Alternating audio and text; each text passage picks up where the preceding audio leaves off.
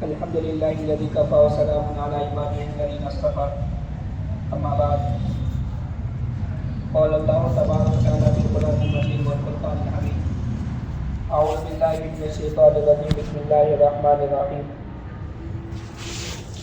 الحمد لله الذي انزل على عبده الكتاب ولم يجعل له عوجا قيما لينذر بأسا شديدا من لدنه ويبشر المؤمنين الذين يعملون الصالحات أن لهم أجرا حسنا. صدق الله العظيم.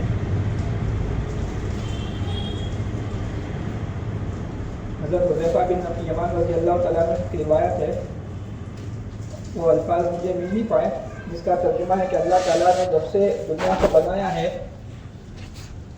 جو بھی فتنہ ہوتا ہے وہ دجال ہی کی طرف سے ہوتا ہے اور دجال ہی کے لیے ہوتا ہے. اس قسم کے اس کے الفاظ ہیں، اس کے الفاظ مجھے مل نہیں پائے.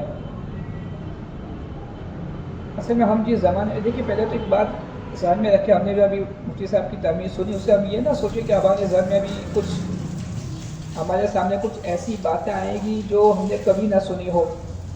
اصل میں یہ جو ٹاپک ہے وہ ہم دراصل میں بھی پڑھنے کے زمانے میں اس کو ایک ایڈونچر ہوتا ہے نا، سسپینس اور ایک عجیب و غریب معلومات، ایسا ہم اس کو سمجھتے ہیں، جبکہ اس کو ایسا بنایا بھی گیا ہے جس پہ ہم اہل سنت والجماعت اس پر فوکس نہیں کر رہے ہیں. اتنا دو قومیں اس پر زیادہ فوکس کر رہی ہے اور ان کے فوکس کی وجہ سے یہ ایڈونچر جیسا بن گیا ہے، ایک سسپینس، ایک عجیب و غریب اور ایک تھرل کہتے ہیں نا، اس ٹائپ کا یہ ٹاپک بن گیا ہے، جبکہ یہ ہے نہیں. ابھی میں اس کی تیاری میں سن رہا تھا تو اللہ کے نبی صلی اللہ علیہ وسلم نے جو عام اپنی زندگی میں بیانات کیے ہیں، آپ کے بیانات آدھے صفحے کے، ایک صفحے کے زیادہ سے زیادہ ہوتے تھے. بہت زیادہ اہم حجۃ الوداع میں بیان ہوا تو وہ تقریباً 1.5-2 صفحے کا ہوا.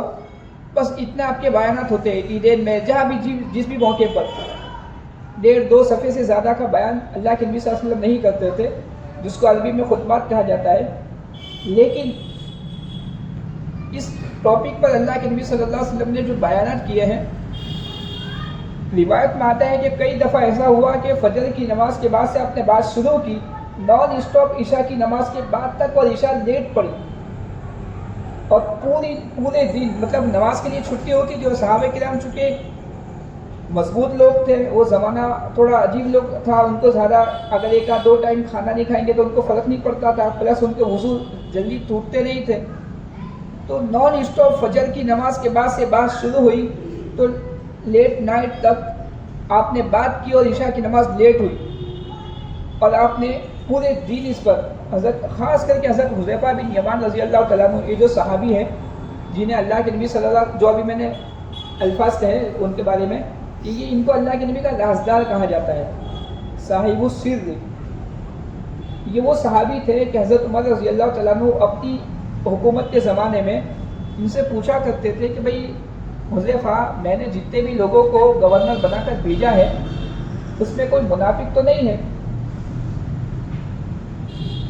حضرت حذیفہ رضی اللہ تعالیٰ عنہ نام نہیں لیتے تھے اس کا. حضرت عمر رضی اللہ تعالیٰ عنہ دیکھتے تھے کوئی شخص کا مدینہ میں انتقال ہوتا، حضرت حذیفہ بن یمان اس کے جنازے میں ہے کہ نہیں ہے. حضرت حذیفہ بن یمان اس کے جنازے میں، چونکہ اللہ کے نبی صلی اللہ علیہ وسلم نے اس زمانے میں جتنے منافقین تھے ان تمام کی لسٹ حضرت حذیفہ کو بتا دی تھی. تو حضرت عمر دیکھتے کہ وہ حضرت حذیفہ کو فرق نہیں پڑا ہے اس کے مرنے سے، تو حضرت عمر رضی اللہ تعالیٰ عنہ بھی اپنے کام کاج کو آگے پیچھے کر کے اس کی میت میں نہیں جاتے. مر گئے مردود، نہ فاتحہ نہ درود. یہ حضرت حذیفہ بن یمان رضی اللہ تعالیٰ عنہ، ان کے بارے میں آتا ہے کہ یہ اللہ کے نبی صلی اللہ علیہ وسلم سے فتنوں کے بارے میں پوچھتے تھے کہ اللہ کے نبی اگر ایسا ہو تو کیا ہو، ایسا ہو تو کیا ہو. مطلب ورنہ عام مزاج ہوتا ہے بھائی ہم کرنے کے کام پوچھتے ہیں اور نہ کرنے کے کام ہم کو بتا دیے جاتے ہیں، زیادہ ہم کھوج کرتے نہیں ہیں. لیکن حضرت حذیفہ کا مزاج یہ تھا اور اللہ کے نبی بتاتے بھی تھے. حضرت حذیفہ پوچھتے تھے اور اللہ کے نبی صلی اللہ علیہ وسلم. تو زیادہ تر جو فتنے کی حدیثیں ہیں وہ حضرت حذیفہ بن یمان رضی اللہ عنہ اور دوسرے صحابی بھی اس کو نقل کرنے والے ہیں. تو یہ ذہن بالکل صاف رکھے. دیکھیے یہ اللہ مجھے صحیح بات اور صحیح ٹو دا پوائنٹ بات کرنے کی توفیق دے. یہ وہ چیزیں ہیں اور ہم جس زمانے میں یہ وہ زمانہ ہے کہ بڑا پھونک کر قدم رکھنے کی ضرورت ہے. ورنہ آدمی فتنے میں مبتلا ہو جاتا ہے, اس کو اندازہ اور احساس بھی نہیں ہوتا. کیونکہ فتنے کا معنی ہی آزمائش ہے. یہ جو فتنہ ہے اس کا معنی ہی آزمائش. اور آدمی کے دین کا نقصان ہو, اس سے بڑی آزمائش کیا ہو سکتی ہے؟ آدمی کے دین کا ایمان کا نقصان ہو, اس سے بڑی آزمائش کیا ہو سکتی ہے؟ تو ایک بات تو یہ ذہن میں رکھیں کہ اللہ کے نبی صلی اللہ علیہ وسلم نے اس بات, یہ چونکہ علامت قیامت کے سلسلے میں ایک بات جو اللہ کے نبی کی طرف سے کہی گئی وہ یہ بھی ہے کہ آخری وقت میں اس کا تذکرہ بھی ختم ہو جائے گا. اور وہی ہمارے ساتھ اور تمہارے ساتھ ہوا ہے. اس ٹاپک کو جتنا زیادہ ہائی لائٹ اچھے سے کرنا چاہیے وہ ہو نہیں پایا یا ہو نہیں پا رہا ہے. یہ جو حدیث میں الفاظ پھر میں کہتا ہوں بھول گیا, اللہ کے نبی نے فرمایا کہ جو بھی فتنہ منذ خلق اللہ الدنیا, جب سے اللہ نے دنیا بنائی ہے قیامت تک ہوگا, وہ دجال ہی کے لیے ہوگا یا دجال ہی کی طرف سے ہوگا. اس سے بعض علماء کرام فرماتے ہیں کہ حضرت آدم کی پیدائش سے پہلے دجال تھا. اب دیکھیں دجال کیا ہے, انسان ہے, کون سی مخلوق ہے, وہ کسی کو نہیں پتا. لیکن اتنا پتا ہے کہ حضرت نوح علیہ السلام کے زمانے سے ہر نبی نے, حضرت نوح سے لے کر حضرت عیسیٰ تک ہر نبی نے اور اللہ کے نبی نے خصوصاً اپنی امت کو اس فتنے سے ڈرایا ہے. یہ ہوتا ہے فتنہ, جیسے ہم اکثر کہتے ہیں بارش کے آنے سے پہلے بارش کا موسم بنتا ہے. بارش بعد میں آتی ہے 2-4 دن بعد, جیسے بھی 2 دن پہلے موسم بنا تھا, آگاہی ہو گئی تھی, موسم بالکل بارش ہی کا تھا, بارش نہیں ہوئی الگ بات ہے, یا ہلکی پھلکی ہو گئی. ایک تو موسم بننا اور ایک ہوتا ہے موسم کا ہو جانا. ایسا ہی دجالی فتنے اور دجال ہے. دجال یہ اپنے وقت میں آئے گا جب بھی اس کو آنا ہے, اللہ نے اس کے لیے مقدر کیا ہے آنا. اس کے پہلے اس کے لیے راستے ہموار ہوں گے. بعض علماء کرام فرماتے ہیں انسان جو بھی گناہ کرتا ہے, جو بھی گناہ, میں اس کو ایک چیز سے سمجھاؤں. وہ ایک فلم ہے رتک روشن کی, شاید کہو نا پیار ہے. اس میں وہ جادو والا کانسیپٹ ہے, جادو کوئی مل گیا, جادو والا کانسیپٹ ہے. اس میں کیا ہوتا ہے, وہ جو جادو ہوتا ہے اسے کیا چیز انرجی پہنچاتی ہے؟ دھوپ. دھوپ ہوگی تو وہ اس میں انرجی ہے, اور اس میں انرجی ہے تو اس کے ماننے والوں میں جہاں بادل آئے اس کی بیٹری ڈاؤن, اور اس کی بیٹری ڈاؤن تو اس کے ماننے والوں کی بیٹری.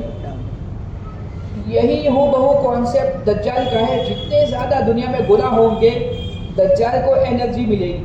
جتنے زیادہ گناہ, ہم کیا تصور کر سکتے ہیں گناہوں کا؟ ابھی ہم نے ان گناہوں کو سوچا بھی نہیں ہے, جبکہ لوگ کر رہے ہیں. کیا کیا گناہ دنیا میں ہو رہے ہیں ہم اس کا تصور بھی نہیں کر سکتے. جتنے زیادہ گناہ دنیا میں ہوں گے, اور گناہ میں ٹوٹل چیزیں آ گئی, جتنے مطلب تصور ہم کر سکتے ہیں, اتنا زیادہ دجال ایکٹیو ہوگا. اور اس کا ایک وقت ہے آنے کا. ظاہر سی بات ہے جب چارجنگ فل ہوتی ہے تبھی تو ہم موبائل کو استعمال کے لیے لیتے ہیں. 99% ہوا, ہم چھوڑتے 2 منٹ چھوڑ دو 100% ہو جانے دیں. اور 20-30-40% میں تو نارمل لوگ اس کو استعمال بھی نہیں کرتے, بھائی چارجنگ میں لگاؤ, چارجنگ کم ہے. یہی حال دجال کا ہے. تو یہ ہم جو زمانہ ہے پچھلے تقریباً 400 سالوں سے انسانوں پر جو حالات آئے ہیں وہ, اور 1948 یہ تو کلائمیکس ہے. فلم کے آدھے کے بعد کلائمیکس ہوتا ہے نا, انٹرول ہوتا ہے, اس کے بعد سے اصل کلائمیکس شروع ہوتا ہے کہ اب مزہ ہے. یہ وہ زمانہ ہے 1948 کے بعد سے. تو ہم جس زمانے میں ہیں سخت ترین حالات والا زمانہ ہے, سخت ترین فتنوں والا زمانہ ہے. ہمارے جو بڑے ہیں عمر کے اعتبار سے, وہ لوگ ان کو اندازہ ہوگا کہ وہ جب چھوٹے تھے تو بہت ساری چیزیں معاشرے میں نہیں تھی, بہت اچھا زمانہ تھا. مجھے اپنے بچپن کا زمانہ یاد ہے, رمضان آتا تھا تو واقعتاً محسوس ہوتا تھا کہ رمضان ہے.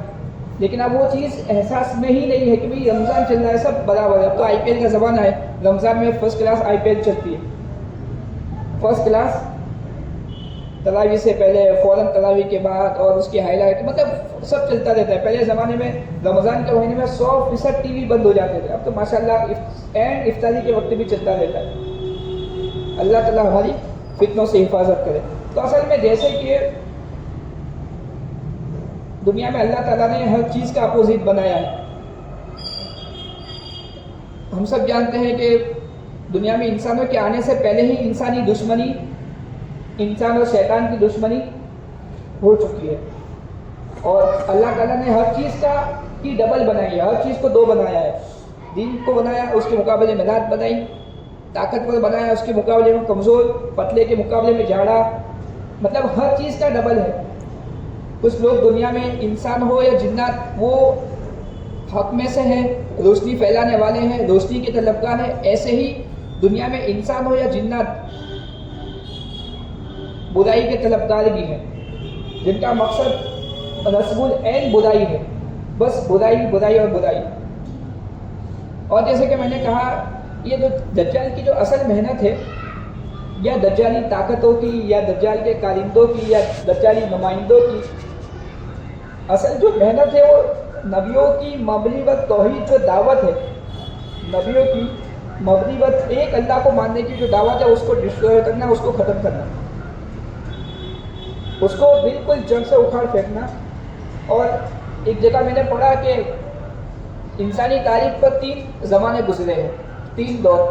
ایک دور ہے حضرت نوح علیہ السلام سے لے کر حضرت عیسیٰ علیہ السلام تک. یہ دور کفر اور شرک کے غلبے کا دور ہے. یہ جو زمانہ ہے حضرت نوح علیہ السلام سے لے کر حضرت عیسیٰ علیہ السلام تک, یا اللہ کے نبی کی بعثت تک, یہ کفر اور شرک کے غلبے کا زمانہ ہے. اور اللہ کے نبی صلی اللہ علیہ وسلم کی بعثت سے 1000 سال کا جو زمانہ ہے, جو تقریباً 15ویں 16ویں صدی عیسوی تک ہے, وہ توحید کے غلبے کا زمانہ ہے. اور اس کے بعد سے 16ویں 17ویں عیسوی سے 15ویں 16ویں صدی سے یہ جو زمانہ ہے, یہ فتنوں کا اور ارتداد کا زمانہ ہے. یہ فتنوں کا اور ارتداد کا زمانہ ہے, اور ہم فتنوں اور ارتداد کے زمانے میں جی رہے ہیں. اصل جو مجھے بات کرنی ہے وہ کچھ اسی دجالی فتنوں سے لگ کر, اور اس کے لیے جو کام کرنے والے لوگ ہیں, نبیوں کی مبنی و توحید کو جڑ سے اکھاڑ پھینکنے والے جو اندیکھی طاقتیں ہیں, انڈر گراؤنڈ جو طاقت ہے, اس کے بارے میں کچھ تذکرہ کرنا ہے. یہ ہے تو حضرت نوح علیہ السلام کے زمانے سے ہی, بلکہ یوں کہہ لو کہ حضرت آدم علیہ السلام کے زمانے سے ہی, کیونکہ دجال پہلے سے دنیا میں ہے. کہاں ہے, کیسی صورت میں ہے, کس حالت میں ہے, یوں سمجھیے کہ وہ چارجنگ ہو رہا ہے, وہ چارجنگ میں ہے. سب سے زیادہ اس کا جو بیٹری لو کا جو زمانہ ہے دجال کا, وہ اللہ کے نبی کی بعثت سے یوں دیکھنے جاؤ تو 100 سال, اور عمومی دیکھنے جاؤ تو 1000 سال. یہ وہ 1000 سال اللہ کے نبی کی بعثت کے بعد سے انسانی تاریخ پر جو گزرے ہیں, وہ اس کی بالکل لو بیٹری کا زمانہ ہے. لیکن جیسے ہی اسلامی حکومتوں کے تختے لپیٹ دیے گئے, اور اسلامی حکومتیں لپیٹ کر تاریخ کے ورقوں میں دفن کر دی گئی, وہاں سے وہ چارجنگ ہونا شروع ہوا ہے.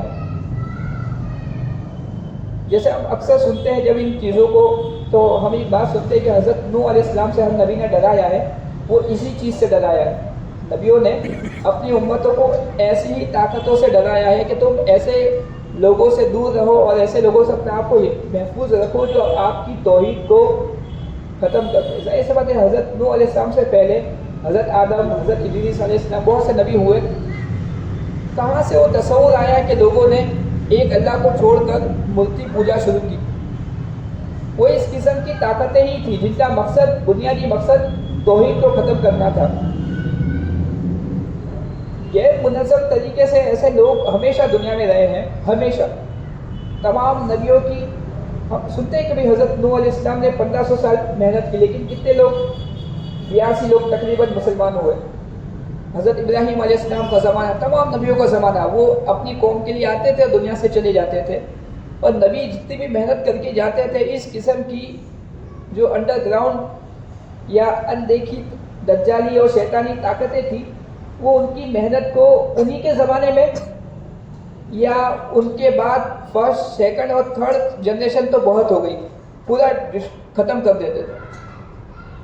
ایک اللہ کی توحید کے مقابلے میں وہ شرکیہ اور کفریہ عمل کو لا دیتے تھے۔ اب یہ آیت قرآن پاک کی جو آیت اِنَّا نَحْنُ نَزَّلْنَا الذِّكْرَ وَإِنَّا لَهُ لَحَافِظُونَ، ہم نے ہی قرآن کو نازل کیا ہے اور ہم ہی اس کی حفاظت کرنے والے ہیں۔ چونکہ شریعت محمدی کی حفاظت کی ذمہ داری اللہ نے لی، اسی وجہ سے شریعت محمدی اللہ کے نبی کے زمانے سے آج 1445 سال ہو چکے ہیں، ہو بہو ہے۔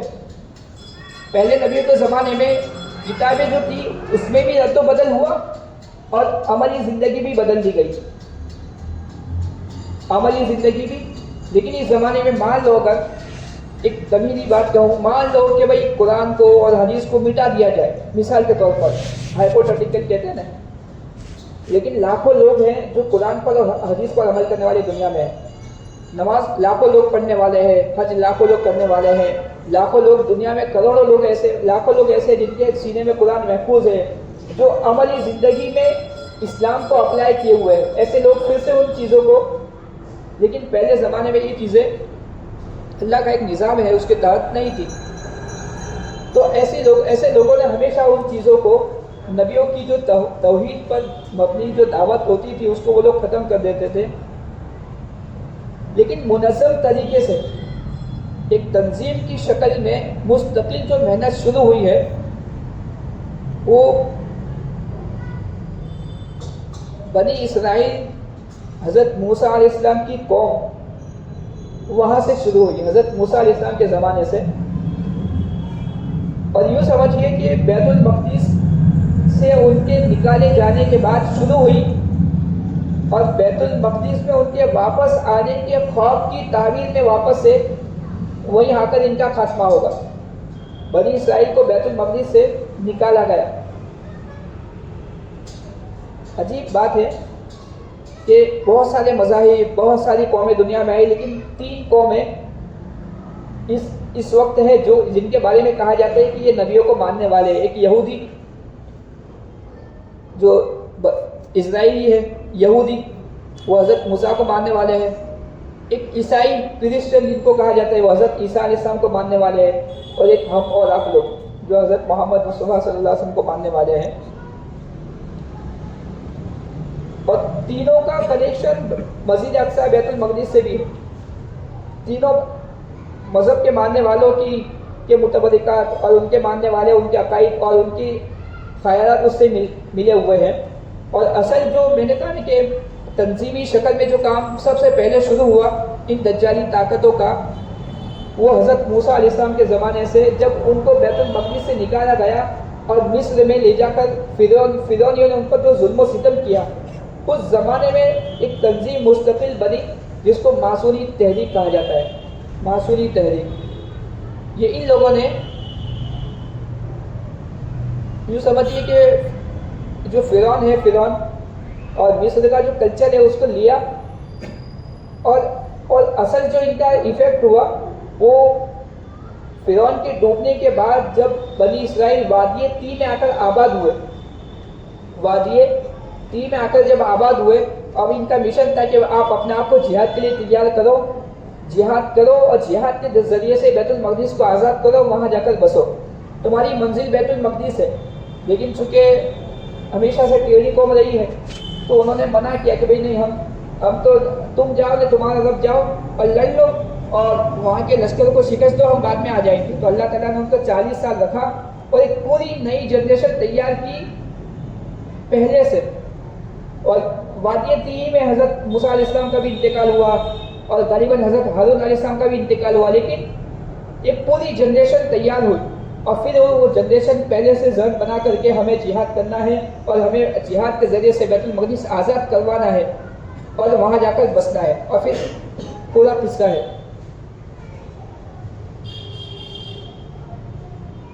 جب واپس سے یہودی مسجد اقصیٰ میں آباد ہوئے.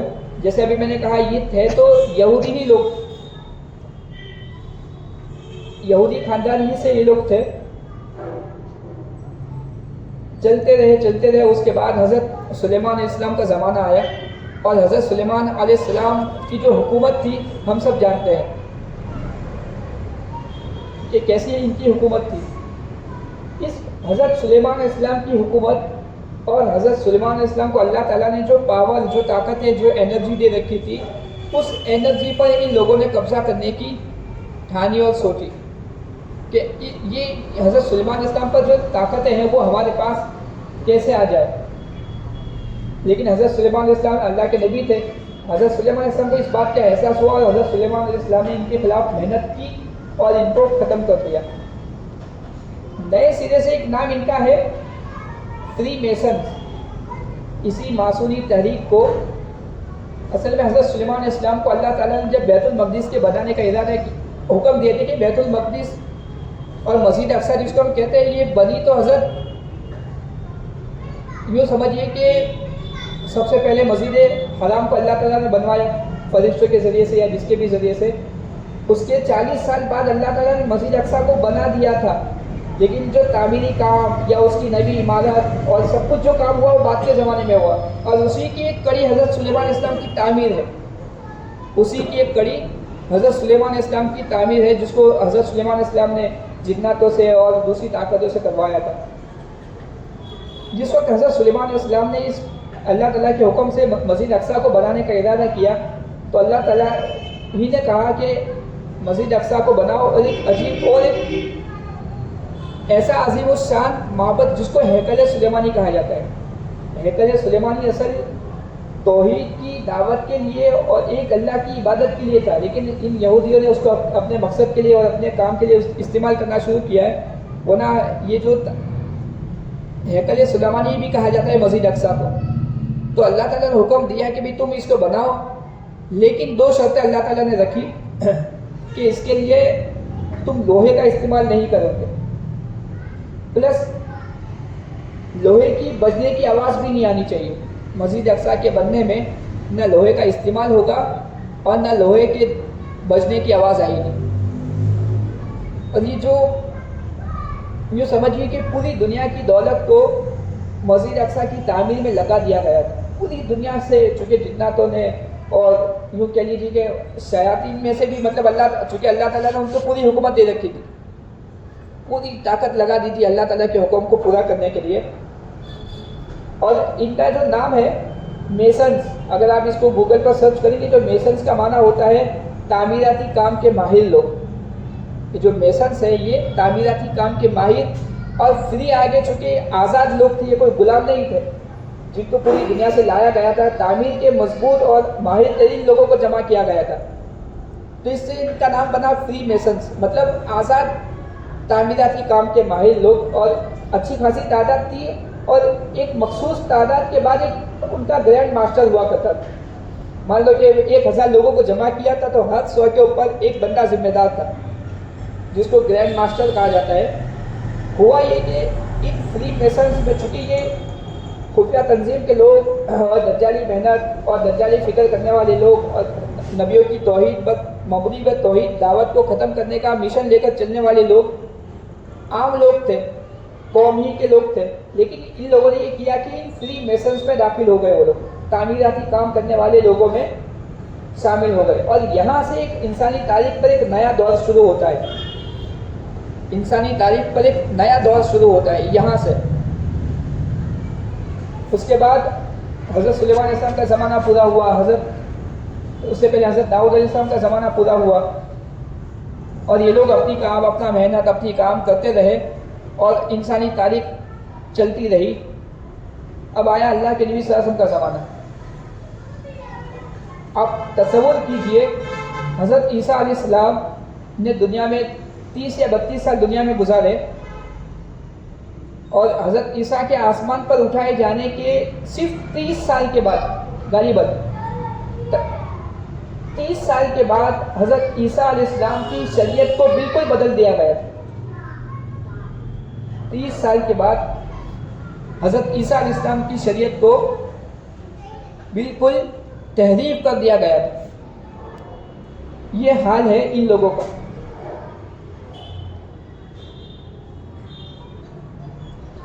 اللہ کے نبی صلی اللہ علیہ وسلم کے زمانے میں جیسا بھی میں نے کہا سب کچھ چوپٹ تھا ان لوگوں کا پورا. یہ قرآن پاک کی ایک آیت ہے وَقَاتِلُوهُمْ حَتَّى لَا تَكُونَ فِتْنَةٌ.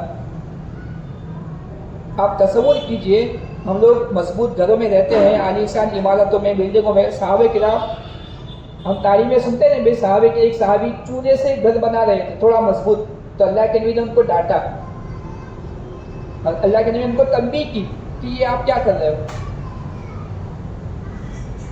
کیوں؟ کیونکہ صحابہ کرام کو ایک مشن دیا گیا تھا پوری دنیا سے کفر کی بنیادوں کو بالکل اکھاڑ پھینکنا مضبوط طریقے سے. چونکہ میں نے کہا نا حضرت نوح علیہ السلام کے زمانے سے دنیا ایک نظام کے تحت چل رہی تھی جو کفر و شرک کا نظام تھا. کفر اور شرک کی ڈومیننسی تھی دنیا پر. کہ آپ تصور کیجیے حضرت ابراہیم علیہ السلام کی زندگی کو. ہم واقعات سنتے ہیں کتنے جلیل قدر خلیل اللہ جن کا لقب ہے, لیکن کیسی زندگی گزاری. اپنی پوری زندگی وہ پوری دنیا میں گھومتے رہے, ہجرت کرتے رہے, یہاں سے وہاں, وہاں سے یہاں, وہاں سے یہاں. وہ قرآن پاک کی آیت میں ذہن سے نکل گئی جس پہ اس دیکھنے کے بعد حضرت ابراہیم کے الفاظ قرآن میں نقل کیے گئے کہ اللہ ان معبودان باطلہ نے لوگوں کی زندگی کو کیسا جکڑ کے رکھا ہے. قرآن پاک کی آیت ہے یا حسرتن علی العباد. اللہ تعالیٰ فرماتے ہیں میرے بندوں پر افسوس ہے, تف ہے ان لوگوں پر. میں نے سوالات انبیاء بھیجے لیکن یہ پھر بھی کفر و شرک میں مبتلا ہے. آپ تصور کیجیے اللہ کے نبی صلی اللہ علیہ وسلم کے ساتھ حضرت عیسیٰ علیہ السلام کا 7 لاکھ نبی دنیا میں آئے ہیں, لیکن اللہ کے نبی جس وقت دنیا میں آئے اس وقت کے حالات ہم پڑھتے ہیں کتابوں میں, کتنے سخت ترین حالات تھے. بیت اللہ کو جو ایک اللہ کی عبادت کے لیے بنایا گیا تھا 360 بت رکھے ہوئے تھے بیت اللہ کے اندر. آپ تصور کیجیے کفر اور شرکی کی جڑیں کتنی مضبوط تھی دنیا میں. لیکن اللہ تعالیٰ نے صحابہ کرام کے ذریعے سے اور اللہ کے نبی صلی اللہ علیہ وسلم کے ذریعے سے وَقَاتِلُوهُمْ حَتَّى لَا تَكُونَ فِتْنَةٌ. آپ ان سے جہاد کرو, ان سے لڑو, ان کو مارو, اپنا خون بہاؤ یہاں تک کہ فتنہ اور شرک دنیا میں باقی نہ رہے. قرآن پاک میں اللہ تعالیٰ نے جگہ جگہ اس بات کا تذکرہ کیا ہے کہ ہم اپنے اس دین کو غالب کر کے رہیں گے چاہے تمہیں پسند ہو یا ناپسند ہو. اور ایک چیز باطل طاقت میں یہ بات ہے کہ وہ کبھی بھی تھکتے نہیں ہیں. یہ جو میں بیان کر رہا ہوں یہ جو چیزیں یہ میں بہت سمجھیے کہ 20-25 صفحے پڑھ کر کہہ رہا ہوں. لوگوں نے جو کچھ ان کے بارے میں پڑھا ہے, جو کچھ لوگ ان کے بارے میں جانتے ہیں, ہمارے تصور سے بالا تر چیزیں ہیں. ہمارے تصور سے بالا تر چیزیں ہیں. یہ عجیب لوگ ہوتے ہیں باطل کی محنت کرنے والے, کبھی تھکتے نہیں ہیں. ابھی جیسا بھی میں نے کہا یہ ان کا سلسلہ حضرت نوح کے زمانے سے, اور حق کی جو محنتیں ہوتی ہیں وہ کچھ وقت میں چلتی ہے اور بعد میں بالکل بکھرا ہو جاتی ہے. لیکن یہ نام بدل کر, اپنا طریقہ بدل کر, اپنے حلیہ بدل کر چل رہی ہے, ان کا کام چل رہا ہے. یہاں تک کہ اللہ کے اس زمانے میں اگر ہم دیکھنے جائیں تو ایک لفظ سنتے ہیں ایلیومیناٹی, ایک لفظ سنتے ہیں فری میسنس, ایک لفظ ہم سنتے ہیں. آج میں نے بہت انٹرسٹنگ چیز نوٹ کیا کہ مجھے ایک ساتھی نے بتایا, اگر ہم یہ ایلیومیناٹی کا جو تلفظ ہے ILLUMINATI, اس کو اگر ہم پورا الٹا کر کے ITANIMULLI نیٹ پر لکھیں گے نا تو اس کا جو اس کے پیچھے جو ڈیٹیل آتی ہے نیشنل سیکورٹی ایجنسی, یہ لفظ آئے گا. نیشنل سیکورٹی ایجنسی US کی ایک سیکورٹی ایجنسی ہے, US گورنمنٹ کی, جو جس کو US گورنمنٹ چلاتی ہے. عجیب بات ہے, نیشنل سیکورٹی ایجنسی. اصل میں یہ جو نیا دور جو شروع ہوا ہے, میں نے کہا کہ 15ویں 16ویں 17ویں عیسوی سے جس وقت انگریزوں کا غلبہ دنیا میں ہوا, انگریزوں کا برطانوی سامراج جس وقت دنیا میں ابھرا ہے, اور دیکھتے ہی دیکھتے 100 سال کے اندر پوری دنیا پر برطانوی سامراج کا غلبہ ہوا, یہ اسی کی لہر تھی. اور یوں سمجھیے کہ اس زمانے سے دنیا ایک نئے دور میں داخل ہوئی جو سخت ترین حالات کے آنے کی پیش گوئی تھی، اور اس کے کچھ 150 200 300 سالوں کے اندر 2 عالمی جنگیں ہوئی، ایک 1814 سے لے کر 1815 یا 18 تک، اور ایک اس سے آگے پیچھے کے زمانے میں 2 عالمی جنگیں ہوئی، اور اس وقت دنیا ایک تیسری ورلڈ وار کے لیے تیار ہے، تیسری ورلڈ وار کے لیے بالکل تیار، اسٹیج سج چکا ہے، کبھی بھی وہ لمحہ آ سکتا ہے۔ اصل جو میں نے کہا نا کہ یہ الگ الگ نام سے اور الگ الگ اپنے بیس کے ساتھ ہمیشہ سے رہے ہیں، لیکن منظم اور اس میں اپڈیٹ اور اپڈیٹ یہ ہوتا رہا ہے۔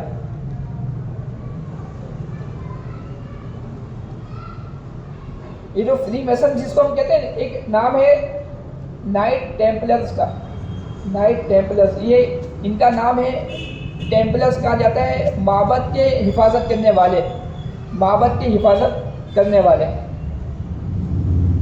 1100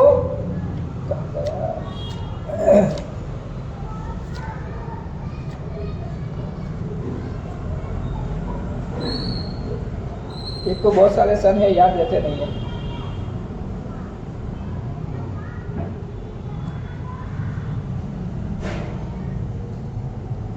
1119 میں یروشلم، جس کو بیت المقدس کہا جاتا ہے، ایک نائٹ ٹیمپلرز کے نام سے ایک تنظیم بنی، جس کا مقصد تھا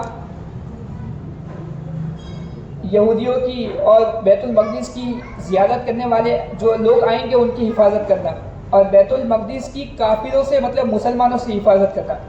1119 میں نائٹ ٹیمپلرز نام کی ایک تنظیم بنی، جس کا مقصد یہ تھا، مطلب مذہبی قسم کی ایک تنظیم بنی، اور ان مذہبی تنظیم والوں نے سب سے پہلے یہ مذہبی تنظیم بنی، اس کے بعد ان لوگوں نے مذہب کے نام پر معاشی اجارہ داری قائم کی، اکنامیکل سسٹم کو اپنے قبضے میں کیا، مالیاتی نظام اپنے کنٹرول میں کیا، اور مالیات کے نظام کو کنٹرول کرنے کے بعد یہ بادشاہ گھر بن گئے، مطلب اس پوزیشن میں آ گئے کہ ہم جس کو جہاں چاہے حکومت پر بٹھا سکتے ہیں، اور جس کو چاہے ہم حکومت کے تخت سے اتار سکتے ہیں۔ اس وقت بھی پوری دنیا کا یہی منظر نامہ ہے، جس سے یہ لوگ راضی ہوتے ہیں، اسے راتوں رات میں پریزیڈنٹ بنا دیتے ہیں، اور جس سے ان کی کھٹ پٹ ہو گئی وہ راتوں رات اپنا بستر بولیا لپیٹنے کے لیے تیار ہو جاتا ہے۔ اور اس کے بعد ان لوگوں نے یہ نظام بنایا، چونکہ یہودی ایک ایسی قوم ہے ہمیشہ سے یہ لڑتے نہیں، یہ سامنے آتا، یہ ہمیشہ لوگوں کو لڑواتے ہیں اور اس سے فائدہ حاصل کرتے ہیں۔ اس زمانے میں جتنے بڑے واقعات ہو رہے ہیں، بڑے بڑے زلزلے ہو، یوکرین اور اس کی جنگ ہو، چائنا کے مسائل ہو، جو کچھ بھی ہے ان کے پیچھے اسی خفیہ تنظیم کے لوگوں کا ہاتھ ہے۔ اور اس کی جو ممبرشپ ہے یا اس کے جو لوگ ہیں، اس وقت پوری دنیا میں تقریباً 119 ممالک میں ہے، 119 ممالک میں اس کے اڈے ہیں اور اس کے لیے کام کرنے والے لوگ ہیں، اور تقریباً انڈیا میں LODGE لاج کہتے ہیں، لاج 470 یا 500 سے زیادہ فری میسنز کے لاج ہیں، ایک مخصوص قسم کی QWD کے ایک میٹنگ کرنے کی جگہ ہوتی ہے جس کو لاج کہا جاتا ہے، 500 سے زیادہ۔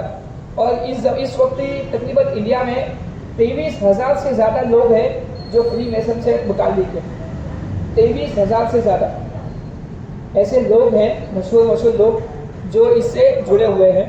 اور میں نے ابھی کہا ہے 119 ممالک سے زیادہ دنیا کے ممالک میں ان کے چاہنے والے اور ان کے لیے کام کرنے والے لوگ ہیں۔ لیکن سب سے پہلا زمانہ 1119 کے بعد سے ان پر جو حالات آئے، وہ سب سے پہلے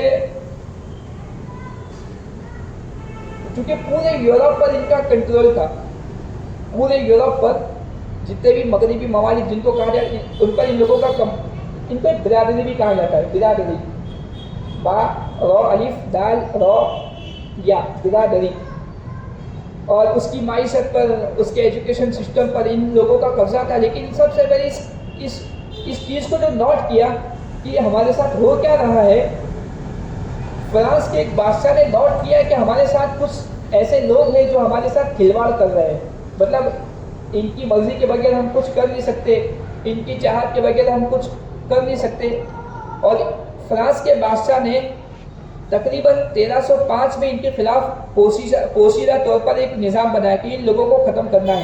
ان نائٹ ٹیمپلرز کا جو ہم پر قبضہ ہو گیا ہے اور یہ ہمارے ارادوں میں ہمارے مقاصد میں یہ لوگ جو گھس آئے ہیں, اس کا کچھ علاج ہونا چاہیے. 1305 میں, اور اس نے یہ کیا کہ 1307, یہ ایک بات میں بیچ میں کہوں, سال بھر میں ہمیں کچھ دن دیے جاتے ہیں, کچھ سیلیبریشن کے لیے کچھ دن دیے جاتے ہیں. بعض مطلب ہم کو دیا جاتا ہے آج فادر ڈے ہے, آج مدر ڈے ہے, آج چاکلیٹ ڈے ہے, آج ٹیچر ڈے ہے, آج عجیب عجیب دن, لافنگ ڈے, آج ہنسنا ہے, آج کس ڈے ہے. آپ تصور کیجئے آپ لوگ جس ماحول سے ہیں, ایک گولڈن چانس ہوتا ہے اپنی تمنائیں, اپنے خواہشات, اپنے جذبات کو. آج روز ڈے, فرینڈ ڈے, یہ بہت سارے دن آتے ہیں. ہم نے اپنی زندگی میں جو نارمل دن سنے تھے, ویلنٹائن ڈے سنا تھا جو بہت پرانا ہے. اب نئے دن ہے, اس میں کہ مزدور ڈے, انشاءاللہ آگے اس کی بات آئے گی. تو ایک بات تو ہم اس بات کا ارادہ کریں کہ انشاءاللہ ہم ایسے دنوں کو کبھی سیلیبریٹ نہیں کریں گے. دیکھیے ہمیں سال میں جو دن دیے جاتے ہیں, یہ ان کے پیچھے کی جو سائیکولوجی ہے, ان کے پیچھے کی جو تاریخ ہے, بڑی دردناک, بڑی خطرناک ہے. یہ دیکھیے جو دجال ہے, دجال اور دجالی طاقت, ایک بات یاد رکھیں, یہ صرف مسلمانوں کا نہیں, یا شیطان اور شیطانی طاقتیں صرف مسلمانوں کی نہیں, انسانوں کی دشمن ہے. بعض علماء کرام فرماتے ہیں کہ اگر اللہ تعالیٰ نے انسانوں کے ساتھ فرشتوں کی سیکورٹی نہ لگائی ہوتی تو شیطان انسانوں کا کیما بنا کر اس کو ہوا نہ اڑاتا. لیکن اللہ تعالیٰ نے, چونکہ وہ کیوں شیطان کی اور شیطانی طاقتوں کی انسان سے دشمنی ہے, یہ زمین کا مسئلہ ہے. دو بھائیوں میں ایک گھر کے لیے جب جھگڑا ہوتا ہے تو کس قدر سخت ترین حالات ہوتے ہیں گھر کے. زمین کے جھگڑے ہم جانتے ہیں, گھر جائیداد کے جو جھگڑے ہوتے ہیں, جو بھائی 30 سال سے ایک ساتھ رہے ہیں, ایک ہی ماں باپ کے, ایک ہی ماں کی چھاتی سے دودھ کیا ہے, ایک ہی باپ کی انگلی پکڑ کر بڑے ہوئے, ایک ہی اسکول میں پڑھے, ایک دوسرے کے کپڑے چینج کیے, ایک دوسرے کی چپلیں چینج کی, ایک دوسرے کی ٹوٹل چیزیں, کچھ چیزوں کو چھوڑ کر ہوتی نا مطلب ادلا بدلی, کبھی اس نے پہن لیا, کبھی اس نے استعمال کر لیا. لیکن جب گھر جائیداد کا مسئلہ آتا ہے تو 30 سال سے ایک رہنے والے بھائی کیسے لڑتے ہیں؟ کیونکہ انسانوں کی آبادی حضرت آدم سے پہلے اللہ تعالیٰ نے, ہم سب جانتے ہیں, جناتوں کو اور شیطانوں کو دنیا میں بسنے کی اجازت تھی. لیکن جب انسانوں کے آنے کا ارادہ کیا اللہ تعالیٰ نے, تو ان شیطانوں کو مار کے بھگایا ہے دنیا سے. ظاہر سی بات ہے, جب ہم دیکھیں گے کہ جو گھر میرا تھا آج اس پر کوئی اور قابض ہے, ہمارا خون کیسا کھولتا ہے. ایک ہوتا ہے بھائی, ہم بعض مطلب ہم سے کوئی چیز چھین لی جاتی ہے, ہم کس قدر فکر میں رہتے ہیں کہ وہ چیز میں حاصل کر کے رہوں گا. یہ اس قسم کا جھگڑا ہے. شیطان کا انسانوں سے جو جھگڑا ہے وہ زمین کا جھگڑا ہے. تو شیطانی طاقتیں, دجالی طاقتیں صرف مسلمانوں کی نہیں, انسانیت کی دشمن ہے. اب 1312 یہ جو زمانہ ہے 1312 کا, چونکہ وہ بادشاہ, فرانس کے بادشاہ کو احساس ہو گیا تھا کہ ہمارے ساتھ کچھ کھلواڑ کرنے والے لوگ ہیں جو خفیہ طور پر ہمارے خلاف محنت کر رہے ہیں. تو 1312 میں ٹیمپلر نامی اس تنظیم کو ختم کر دیا گیا. مضبوط طریقے سے کیا ہوا کہ 13 اکتوبر تقریباً 1307 جمعہ کا دن پڑتا تھا. فرانس کے بادشاہ نے یہاں نام لکھا ہوا ہے,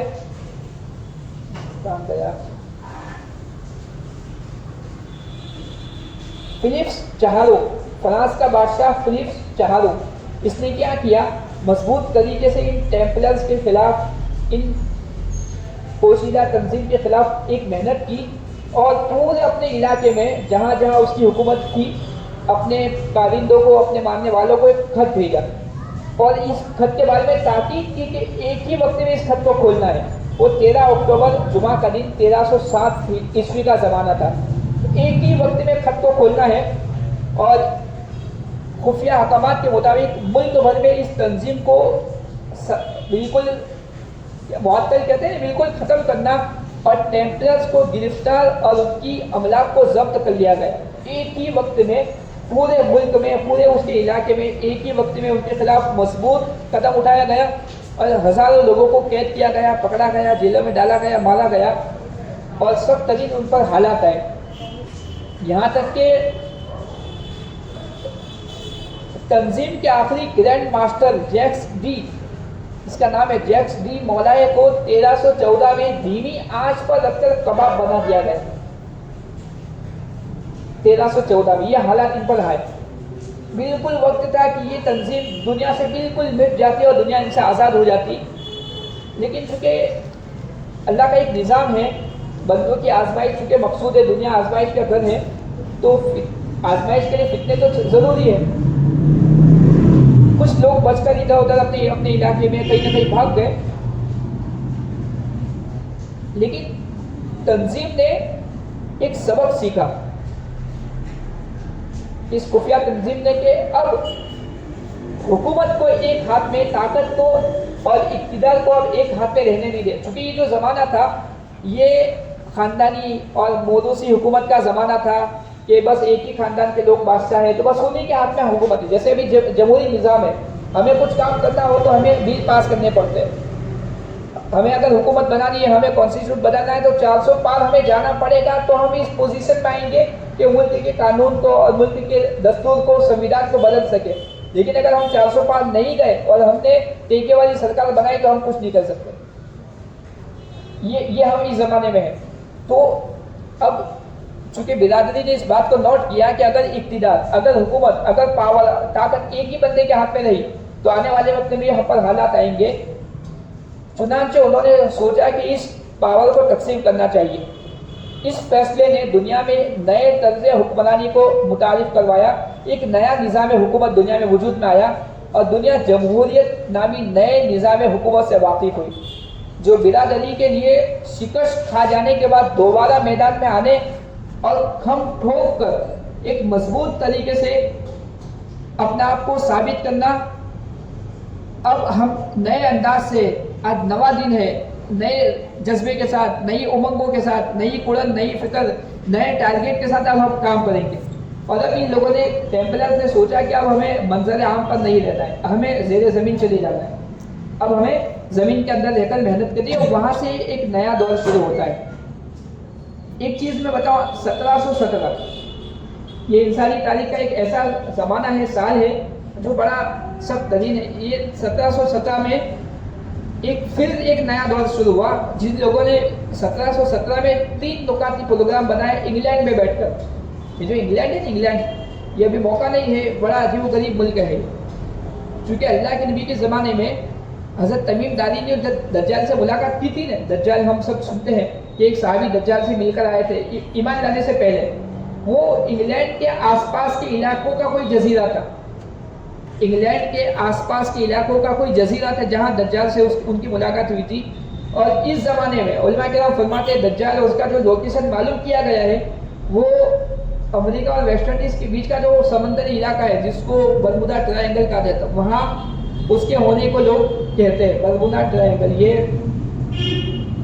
امریکہ کی جو لاسٹ فلوریڈا کنٹری کے ایک شہر ہے جس کو امریکہ کی دبئی کہا جاتا ہے، وہاں سے لے کر یہ 3 جزیرے مل کر ایک علاقہ ہے جس کو برمودا ٹرائنگل کہا جاتا ہے. 1717 میں ایک نظام بنا اور ایک نئے سرے سے لوگوں نے محنت کی کہ اب دنیا کو کچھ ہمیں نیا کر کے دینا ہے. اس میں 3 پروگرام ان لوگوں نے بنائے. ایک آزادی، دوسرا برابری اور مساوات، اور تیسرا توحید مذاہب. کہ اب ہمیں آزادی چاہیے، اب ہمیں ایکویلٹی چاہیے، اور اب ہمیں دیکھیے مذہب بہت سارے لوگ دنیا میں ہیں جو مسلمان ہیں، اپنا آپ کو مسلمان کہتے ہیں، لیکن وہ ایک ایسا مذہب لوگوں کے سامنے پیش کر رہے ہیں جس پہ ہر قسم کی آزادی ہو، جس میں بہت سارے ایسے اسکالرس ہیں جو یہ مذہب کا جو تصور پیش کرتے ہیں کہ بھئی مذہب تو بس اتنی چیزیں ہیں، یہ کرنے میں آدمی مذہبی ہو جاتا ہے، لیکن یہ وہ نہیں ہے. دیکھیے ہمیں خاص کر کے توحید کے معاملے میں بہت زیادہ سینسٹیو ہونا پڑے گا. یہ جو زمانہ ہے آج اسکولوں میں، کالجوں میں اور یونیورسٹیوں میں بہت ساری جگہوں پر ہمیں ایسے کام کروائے جاتے ہیں جو ہماری توحید پر اٹیک کرتی ہے. ہمیں توحید کے معاملے میں کبھی کمپرومائز نہیں کرنا ہے. توحید کے معاملے میں کبھی کمپرومائز، جہاں توحید کی بات آئے وہاں ہمیں ڈٹ جانا ہے کہ نہیں، ہم توحید پر کوئی کمپرومائز نہیں کریں گے. تو 1717 جو ہے یہ انسانی تاریخ میں یہ لوگ ہمیشہ ٹارگیٹ بنا کر کام کرتے ہیں. کہ ہمیں 100 سال میں یہ چیز اچیو کرنی ہے، ہمیں 200 سال میں وہاں تک پہنچنا ہے، اور پھر کرتے رہتے ہیں محنت کرتے رہتے ہیں۔ اور بھی بہت ساری باتیں ہیں، اصل جو چیزیں ہیں ہمیں اللہ سے دعا کر کے اور دعاؤں کا اہتمام کر کے اور نمازوں کا اہتمام کر کے گناہوں سے بچ کر ہمیں زندگی گزارنی ہے۔ شروع میں جو میں نے آیت پڑھی تھی سورہ کہف کی، سورہ کہف میں اللہ تعالیٰ نے ایک عجیب قسم کی تاثیر رکھی ہے ہر قسم کے دجالی فتنوں سے بچنے کے لیے۔ ہمیں اس بات کا ارادہ کرنا ہے کہ ہم ہر جمعہ کو سورہ کہف پڑھنے کا اہتمام کریں گے انشاءاللہ۔ دیکھیے علماء کرام فرماتے ہیں جو شخص جمعہ کے دن سورہ کہف پڑھے گا اللہ تعالیٰ اس کی حفاظت کریں گے، اللہ تعالیٰ اس کی۔ ہم اپنے کمپیوٹر میں اینٹی وائرس چپ لگاتے ہیں اور ہم لگا کے چھوڑ نہیں دیتے، اس کو اپڈیٹ کرتے رہتے ہیں۔ اگر اپڈیٹ نہیں کریں گے ہماری جو نارمل موبائل میں اپلیکیشن ہے وہ بھی اپڈیٹ نہ ہونے پر چلتی نہیں۔ ایسے ہی سورہ کہف کا ہر جمعہ پڑھنا ہے۔ یہ سورہ کہف ایک قسم کا اینٹی وائرس سسٹم ہے جو دجالی فتنے سے ہماری حفاظت کرے گا۔ اگر ہم ہر جمعہ کو پڑھیں گے تو اللہ تعالیٰ ہماری حفاظت کرے گا۔ نہیں پڑھ سکتے ہیں تو اللہ نے آپشن رکھا ہے سننے کا۔